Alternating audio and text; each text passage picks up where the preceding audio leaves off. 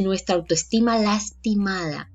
Y una autoestima lastimada se desprenden, se levantan mecanismos de defensa inmediatamente. Los mecanismos de defensa agarran, echan de mano del impulso agresivo, porque la agresividad es ese motor que nos llama al ataque. Ataca porque te están haciendo algo. Entonces mira, con este brazo vamos enseguida a conectarnos con el instinto de supervivencia. El instinto de supervivencia, que es ese lo más primitivo que tenemos todos los seres humanos, que nos lleva a sostener la vida y a mantener la vida.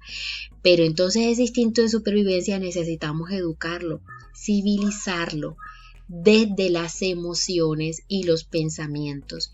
Y solamente el conocimiento, el hablar en casa de emociones, el poner en práctica todos estos lenguajes emocionales, va a hacer que para nosotros sea más fácil elaborar interiormente el no de la profesora, la represión de la profesora, del jefe, del policía, del guarda, del dueño de un lugar, de mi pareja, de mi mamá. Va a ser más fácil elaborarlo, porque no lo voy a tomar como una situación personal directa a mi autoestima, siempre y cuando se estén dando en las maneras adecuadas. Y aún así, si se estuviese dando en las maneras inadecuadas, también estamos llamados a desarrollar esa habilidad para poner freno a esa persona, a esa situación que está usando unas malas maneras para generarme una frustración o implantar una norma que es necesario que yo acepte, y yo hablarle de sus maneras, pero sin mis ojos alterados, sin mi voz alterada, sin mis manos alteradas, y con palabras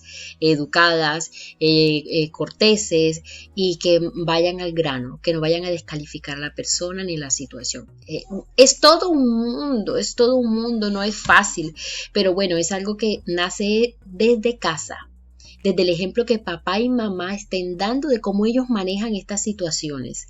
Si el niño ve que papá y mamá estallan ante la mínima situación y descalifican y gritan, pues el niño le va a costar aceptar que alguien le frustre con una norma, que alguien le llame la atención, y va a necesitar también estallar porque eso lo está viendo. Bien, aparte de eso, el hablar sobre emociones en el hogar.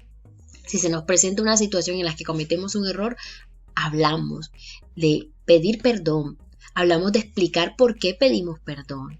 Y entonces empezamos a hablar de lo que sentí. Es que sentí mucha rabia, me dio mucha rabia, mamá. Sí, hijo, ¿qué sentiste? Hijo, yo también me enojé mucho. Mira, me dieron muchas ganas de reprenderte, me costó controlarme, hijo. Y créeme que cuando te castigo me cuesta a mí mucho más que a ti. Pero, ¿qué estamos haciendo? Estamos hablando de lo sucedido, no lo dejamos ahí, lo tapamos y lo guardamos y no pasó aquí nada. Entonces, ahí estamos desarrollando esa habilidad. Nuestro cerebro se está ampliando y se está disponiendo y está levantando nuestra sensibilidad emocional para que seamos hábiles. Entonces, ¿qué hacemos? Empezamos a hablar de la situación, de lo que se presentó. Y entonces es que como tú me dijiste en ese momento, claro, yo respondí así. Entonces hablamos de la situación. ¿Qué hacemos? Despersonalizamos el hecho. Ya deja de ser algo en lo que me atacó a mi mamá, la profesora, el compañero, el jefe, me atacó a mí, a mi persona, a mi valor, a mi esencia. Desconectamos de una vez la valía, el tema de la autoestima ahí que está de por medio, que se ve y se siente atacada, es la creencia irracional que se activa, la desconectamos inmediatamente. Y estamos hablando de una situación. Y entonces, listo, aquí voy a hacer un paréntesis, incluso desde el plano espiritual. Saben que soy católica y soy creyente, entonces es lo mismo que cuando se predica la palabra y se habla de aspectos de nuestra vida por mejorar. No se ataca a la persona, no se ataca a la persona, no dejamos de amar a la persona. Estamos hablando de la respuesta, de la situación, de lo que tú dijiste, de lo que yo dije, cómo lo hicimos, de una situación, de algo que salió de nosotros. Pero no entramos a descalificar. Es que tú siempre eres lo mismo, es que tú nunca vas a cambiar, es que tú eres un tonto, es que tú eres un desobediente, es que tú eres un perdido. O sea, no vamos a atacar a la persona, porque entonces la conversación posterior a lo que sucedió va a servir para que sea esa bola de nieve que agranda más el inconveniente, por un lado, y por otro lado entonces va a ser una conversación que va a predisponer de forma aún más negativa a esa persona, a ese vínculo, a atacarse, ¿sí? Porque es un nuevo escenario de ataque. Bien, entonces vamos a hacer una pausa aquí y quiero que leamos un poco cuáles son esos trastornos los más conocidos que entran dentro de los trastornos disruptivos relacionados con el control de los impulsos.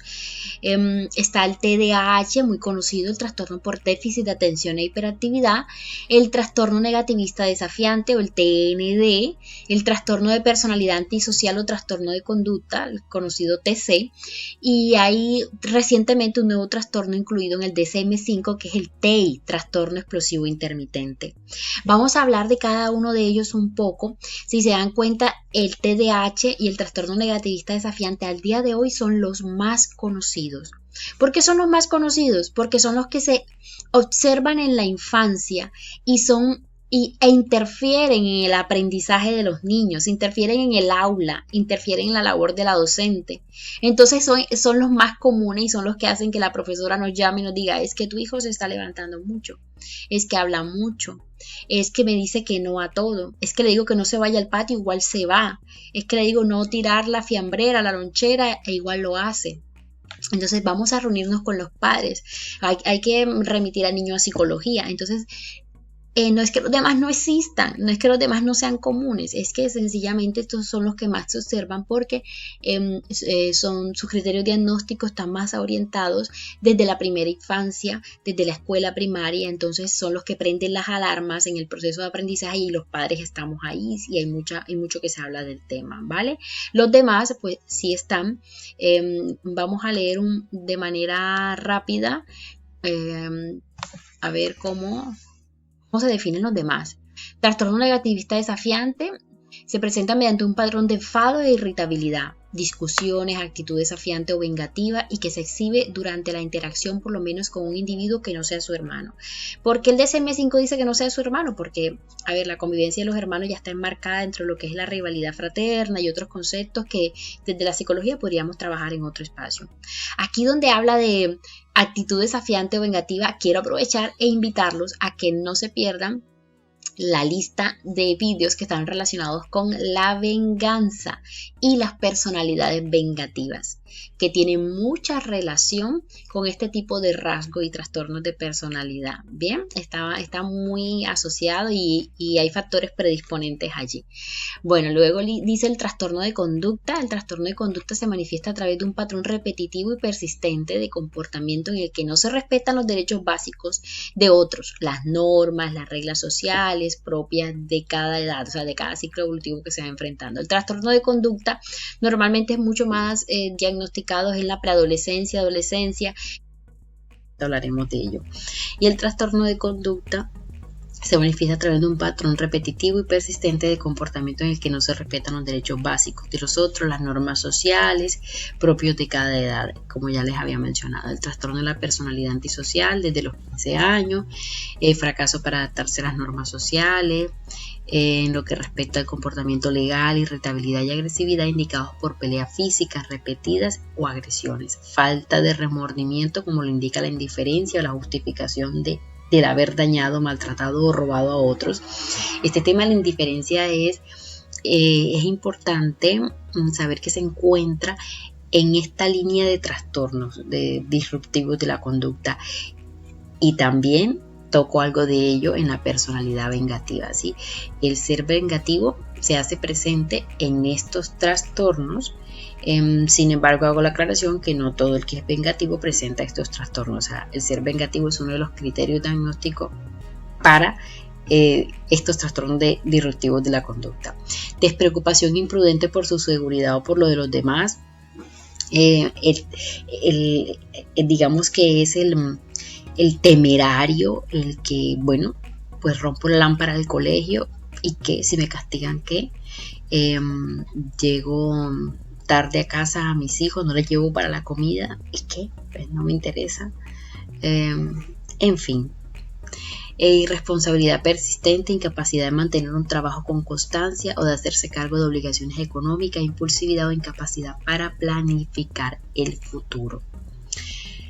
Bien, todas estas últimas características que acabo de mencionar, como la irresponsabilidad persistente, incapacidad para mantener un trabajo con constancia o de hacerse cargo de obligaciones económicas, impulsividad o incapacidad para planificar el futuro, está muy relacionado con características de este joven en su primera infancia y sus respuestas atencionales y de actividad, es decir, con el TDAH durante su etapa escolar. Dificultad para mantener la atención, dificultad para planear, dificultad para permanecer concentrado en su tarea. Todas estas funciones no desarrolladas o que no fueron tratadas en esa primera infancia donde se presentó un TDAH, mira que son facilitadores, son predisponentes para que durante la adolescencia se presenten luego características como esta, que no está directamente relacionado, pero sí son factores predisponentes.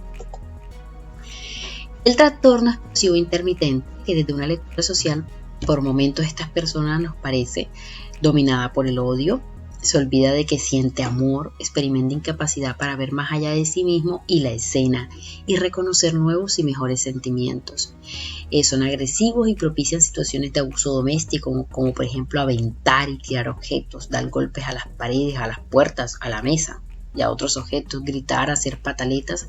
Recordemos que este tema de las pataletas hace referencia a que aquí el trastorno explosivo intermitente pues ya está determinado que se diagnostica en el joven y más exactamente en el adulto joven entre 35 y 45 años, y entonces estamos hablando que pataletas no solamente en los niños de 5 años, mira cómo se utiliza el término también para este rango de edad, y aquí hago énfasis en algo que ya he dicho en otras ocasiones: las pataletas no se terminan de acuerdo al nivel de madurez emocional que todos vamos teniendo, ¿cierto? Las pataletas se transforman de una conducta infantil a una conducta adulta, pero aún así seguimos teniendo pataletas.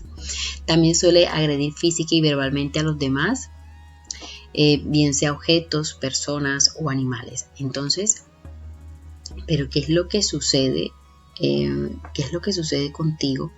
Que ayer eras una persona muy amorosa con tu hijo, que esta mañana era una persona muy amorosa conmigo, y cómo hoy de tu boca salen expresiones tan agresivas.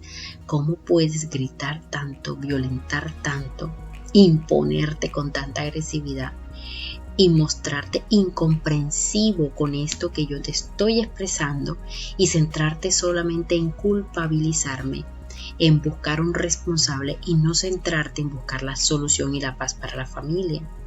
En que te estoy explicando los motivos y las razones por las que pasaron las cosas, pero tú te ciegas y no paras de gritar, no paras de refutar, no paras de agredir verbalmente y psicológicamente, porque no te llega, oyes más, no escuchas las razones y los sentimientos que te estoy expresando del cómo pasaron las cosas para mí, porque ya estoy centrado en la batalla, en la agresión, en la impulsividad y en la pelea.